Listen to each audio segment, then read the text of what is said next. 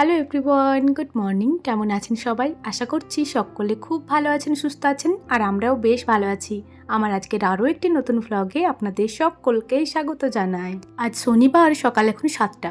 ঘুম থেকে আজ একটু তাড়াতাড়ি উঠে গেছি, ওই 6:30টার সময় করে। শ্বশুরবাড়িতে সকাল সকাল ওঠার অভ্যাসটা এখানেও যেন রয়ে গেছে। 6টা 10-15 বাজে আর এরকম সময় করে ঘুমটা ভেঙে যায়। আর দেখবেন ঘুম ভেঙে গেলে বিছানায় পড়ে থাকতে যেন ইচ্ছা করে না। তো ঘুম থেকে উঠে পড়েছি। মা ওদিকে আজ বেশ অনেকগুলো চাল বের করেছে, প্রায় 1 বস্তা মতো। বলছে এই চাল কটা আজকে পাছুটবো। উঠানের একপাশে মা ওই চাল কটায় পাছুটে নিচ্ছে, আর আমি এই যে চুনমুনিদেরকে বের করে দিলাম। ওদের যে খাঁচার নিচে কাপড়টা দেওয়া থাকে, মানে ওই পা পোষটা, ওটাও বেশ নোংরা হয়ে যায়, তো পটি করে দেয়। তো সেটাই একটু ভালো মতো ঝাঁটা দিয়ে ঝেড়ে নিয়েছি, আর তারপর ওটা পেতে দেওয়ার পরে এই যে খাঁচাটা নামিয়ে রাখলাম। খাবার জল দিয়ে দিয়েছি, এদিকে একটা টাটকা পালং শাক দিলাম। এরা পালং শাকটা খেতে ভীষণ ভালোবাসে। আগের দিন এক বন্ধু কমেন্টে জানতে চেয়েছিল যে চুনুমুনু কেমন আছে। তো এই যে তুমি নিজের চোখে দেখে নাও ওরা কেমন রয়েছে। ভীষণ আনন্দ ফুর্তিতে রয়েছে জানো।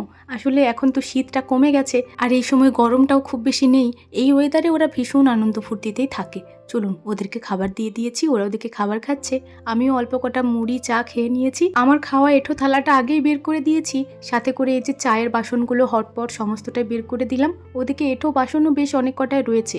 আগের দিন একটা বাসনও মাজা ধোয়া করা হয়নি। তো মা বললো আজ সমস্ত বাসনপত্রগুলো বের করে দেখি। তো এই যে সমস্ত বাসনগুলো বের করে দিলাম। ওদিকে মায়ের চাল পাছুটাও কিছুটা হয়েছে, চালগুলোই এখন ধুয়ে নিচ্ছে। আজ ওই চালগুলোতেই নুন মাখানো হবে। এদিকে দেখুন বাসন কটা নামিয়ে দিয়েছি। টাইম কলের জলটা দিয়েই এখন বাসনগুলো ভালো মতো ভিজিয়ে নিচ্ছি। থালা বাসন মাজার আগে একটু ভালো মতো ভিজিয়ে নিলে দেখেছি ওটার মধ্যে আর এঁঠো লেগে থাকে না। ওদিকে মায়ের চাল ধোয়া এখনো অবধি হয়নি। মা চাল কটা ধুয়ে নিয়ে তারপরে ওই বাসনগুলো মেজে নেবে। এই কিছুটা সময়ের মধ্যে আমি কিন্তু বিছনাগুলো গুছিয়ে নিয়ে ঘরটা ভালো মতো ঝাড় দিয়ে নিয়েছি। এরপর ঘরটা ধোয়া মোছা করব। তো বাথরুমে বালতিটা ছিল, মা বললো ওখান থেকেই তাহলে জলটা নিয়ে নিস। তো এই যে দেখুন বালতিতে করে এখন জল ভর্তি করে নিচ্ছি। আজ ঘর থেকে ভীষণ নোংরা বের হয়েছিল, এদিক সেদিক আনাচে কানাচে। তারপর আবার জামা কাপড়ও তো বেশ এলোমেলো হয়ে গেছিলো পুজোর থেকে। সে কারণে জামা কাপড়গুলো গোছাতে অনেকটাই সময় লাগলো। তো ঝাড় দেওয়াটা সে কারণে আজ আর আপনাদের সাথে শেয়ার করলাম না। আসলে যে কাজগুলো করতে একটু বেশি সময় লাগবে বুঝতে পারি, সেই কাজগুলো করার সময় ক্যামেরাটা অনেক সময় অ্যাভয়েড করি।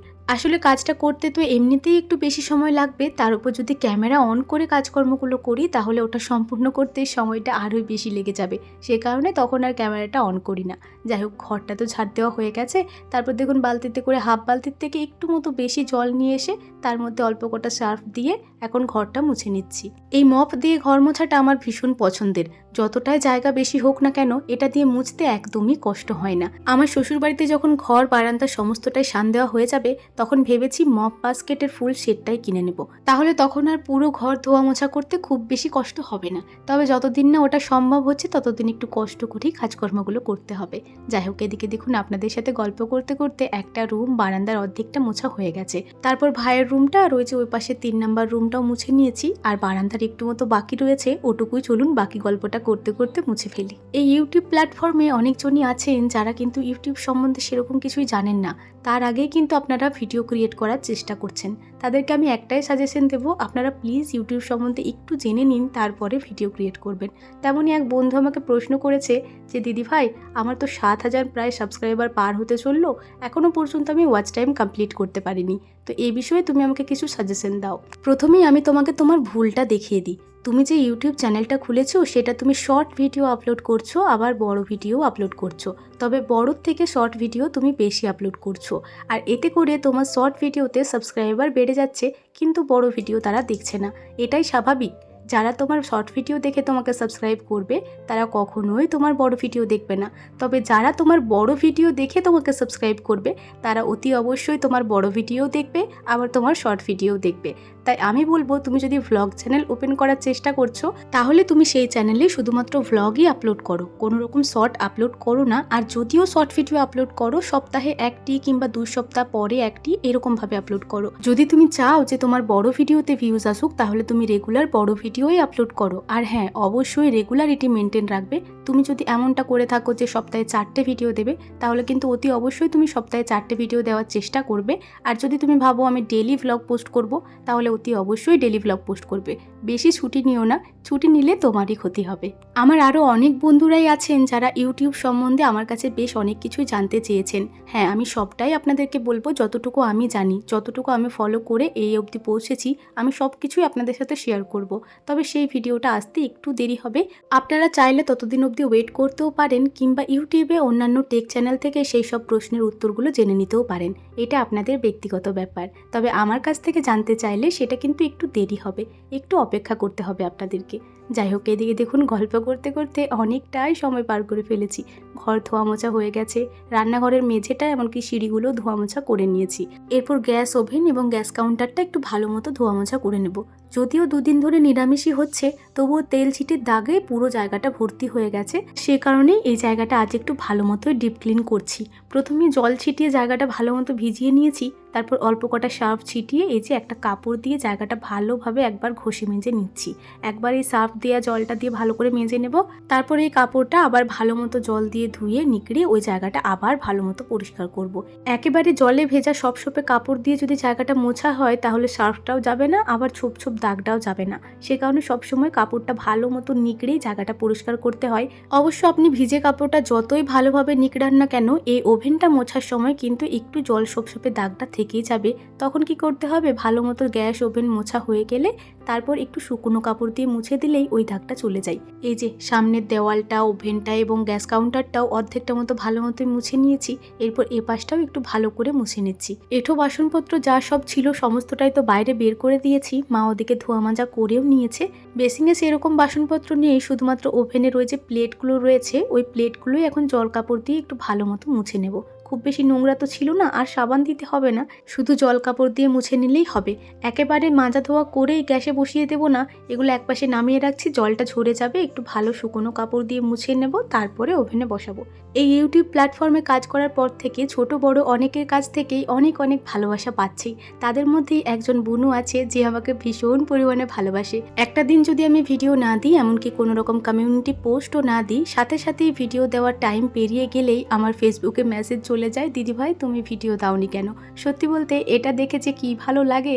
এরকম একটা দুটো কমেন্টের জন্য মাঝে মধ্যে ইউটিউব ছেড়ে দেওয়ার কথা ভাবলেও আবার কিন্তু নতুন করে শুরু করি। যাই হোক, আগের দিনের ভিডিওতে বনুটি কমেন্ট করেছে যে দিদিভাই আমার নামটা একবার নিও। বোনটির নাম হচ্ছে শাহানা শেখ। তো এই যে দেখো তোমার নামটা নিলাম। সত্যি বলতে তোমার নামটা শুনে তুমি যতটা না খুশি হবে, তোমার নামটা নিতে পেরে আমি আরোই বেশি খুশি হলাম।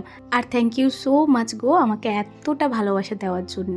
আমার বন্ধুদের ব্যাপারে যতটাই বলবো ততটাই কম হবে, তবে ভিডিওর মধ্যে তো আরও কথাও বলতে হবে। তো তোমাদের কথা না হয় আবারও পরে বলছি। এদিকে দেখুন আমার কাজকর্ম কতটা এগিয়েছে। গ্যাস কাউন্টার, গ্যাস ওভেন সমস্তটাই ভালো মতো মোছা হয়ে গেছে, আর তারপর শুকনো কাপড় দিয়ে মুছে জায়গাটা ভালোভাবে সেট করে নিয়েছি। এরকম গোছানো জায়গাটা থাকলে কি যে ভালো লাগে কাজকর্ম করতে। আজ ভাবছি একটু পেঁয়াজের পকোড়া বানাবো। আগের দিনে ওই যে কপির পকোড়া বানিয়েছিলাম, একটু মতো ব্যাটার রেখেছিলাম, ওই ব্যাটারটাই কিছুটা পরিমাণে রয়েই গেছে। ভেবেছিলাম বাবাকে পকোড়া বানিয়ে দেবো, তবে বাবা আর খায়নি, সে কারণে বানানো হয়নি। ওই বাঁধাকপির মিশ্রণটার সাথে এই যে একটা গোটা পেঁয়াজ ভালো মতো কুচি কুচি করে নিয়েছি, ওটা দিয়ে দিলাম। একটু ব্যাটারটা পাতলা পাতলা হয়ে গেছিলো, ফ্রিজে ছিল তো, সে কারণে 1 চামচ মতো বেসনও দিলাম, আর অল্প একটু লবণ, অল্প লঙ্কার গুঁড়ি, অল্প একটু হলুদ গুঁড়ি, আর তারপর এই জিনিসগুলো সমস্তটা একটু ভালো মতো মিক্স করে নিচ্ছি। এই যে বেশ ঘনত্বটা বেড়েও গেছে, এই সময় পকোড়াগুলো ভাজলে বেশ ভালো লাগবে খেতে। সেই মঙ্গলবার থেকে টানা 3 দিন নিরামিষ চলছে।